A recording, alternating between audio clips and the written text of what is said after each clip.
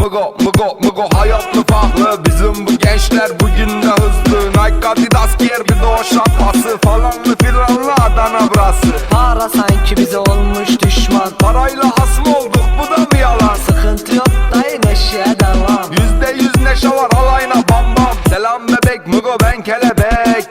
Gibi sözlere no gerek. Kızı gören diyor bir foto çekilecek. Hastası olanlar tedavi edilecek. Olmadı yapamadım, sevemedim, özledim. Sevdim desem bile artık sana geri dönemedim. Çünkü artık sen bir fakesin. Benim ortağım seni aşar bebeğim. Senin aşkın bizi aşar. Kızım sana kim bakar? Gülüşlerimiz can yakar. Çoğu insan da yaralar. Senin aşkın bizi aşar. Kızım sana kim bakar? Gülüşlerimiz can yakar. Çoğu insanı da yaralar. Bu nasıl bir kız anlamadım ki. Trip atacağına kafa atıyor abi. Kız mı erkek mi belli değil kanki. Kanki bu kız harbiden geçerli. Seven sevildiğini bilmedi.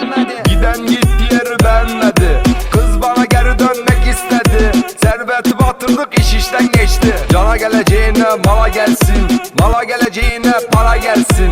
Gelsin para gelsin. Biri bana parayı sevmeyeni göstersin. Olmadı yapamadım, sevemedim, özledim. Sevdim desem bile artık sana geri dönemedim. Çünkü artık sen bir famesin. Benim ortağım seni aşar bebeğim. Senin aşkın bizi aşar. Kızım sana kim bakar? Gülüşlerimiz can yakar. Çoğu insanı da yaralar. Senin aşkın bizi aşar. Kızım sana kim bakar? Gülüşlerimiz can yakar. Çoğu insanı da yaralar.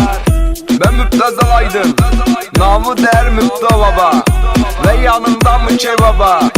Burası Adana.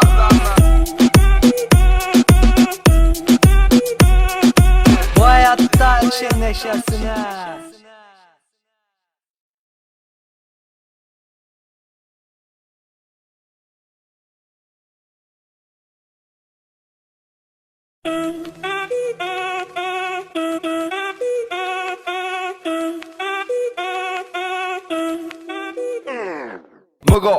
Mugo hayatlı farklı. Bizim bu gençler bugün de hızlı.